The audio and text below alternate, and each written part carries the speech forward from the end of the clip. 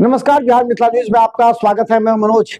देखिए, भारतीय जनता पार्टी विश्व की सबसे बड़ी पार्टी कही जाती है। आज उसका 47वां स्थापना दिवस बिहार के पटना सहित दरभंगा के कई जगहों पर मनाया गया।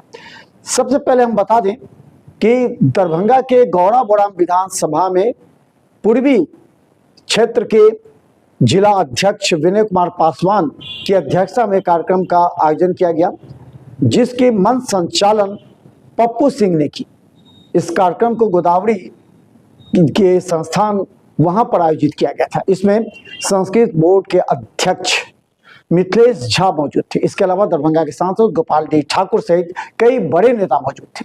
सभी ने भारतीय जनता पार्टी की कार्यशैली और लगातार विश्व की सबसे बड़ी पार्टी बनने के विभिन्न मुद्दों को और प्रधानमंत्री नरेंद्र मोदी के मन की बात को इसके पीछे का मुख्य कारण बताया। पप्पू सिंह ने कहा कि भारतीय जनता पार्टी धीरे धीरे और मजबूत हो रही है। ग्रामीण स्तर से लेकर के शहरी स्तर, हर क्षेत्र में लोगों के बीच में इस बात की चर्चा है कि भारतीय जनता पार्टी ही एक ऐसी पार्टी है जो पूरे विश्व को भी नेतृत्व दे सकती है। तो चलिए हम बता दें, आज जिस तरह कार्यक्रम हुआ, पप्पू सिंह के साथ गोपाल जी ठाकुर एवं संस्कृत बोर्ड के अध्यक्ष मिथिलेश चौधरी मुख्य अतिथि थे। वहीं विनय पासवान इसकी अध्यक्षता की। पूरे कार्यक्रम को हम आपको दिखा रहे हैं, लेकिन इसके पीछे की सच्चाई समझ लीजिए। पप्पू सिंह के कंधों पर ही इस पूरे कार्यक्रम को आयोजित करने की बड़ी जिम्मेवारी थी। लगे हुए हमारे वरिष्ठ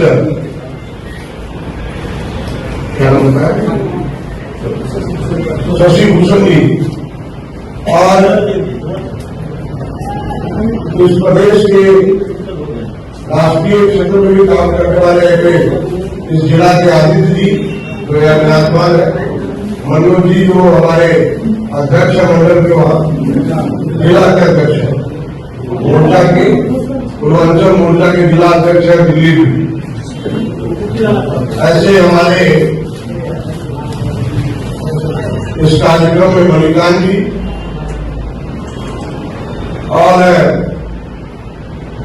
सभी उपस्थित हमारे जिला के पदाधिकारीगण, मंडल के अध्यक्ष और महामंत्री, मोर्चा के हमारे अध्यक्ष एवं पदाधिकारी,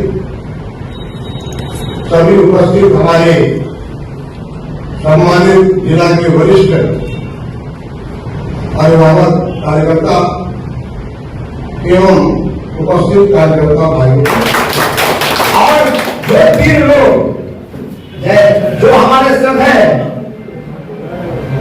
वाजपेयी जी ने जब हमारी पहली सरकार बनी देश में, तो उन्होंने चतुर्भुज स्वर्णिम योजना लाया और सारे देश को कनेक्टिविटी से जुड़ा, ब्रॉडबैंड से जुड़ा। ये उन्हीं का सपना था। उन्होंने कहा जय जवान जय किसान, ये लाल बहादुर शास्त्री का नारा था। उन्होंने कहा जय जवान जय किसान और जय विज्ञान। उन्होंने विज्ञान जोड़ा, उसमें साइंस को जोड़ा। हमारे देश के में बहुत सारे लीडर हुए। मैं लोगों को बताना चाहता हूं, जब हमारे देश का बंटवारा हुआ तो देश में 2 दलित लीडर हुए। एक डॉक्टर भीमराव अंबेडकर जो हमारे देश के संविधान के निर्माता हुए, और एक लीडर हुए जोगेंद्र नाथ मंडल।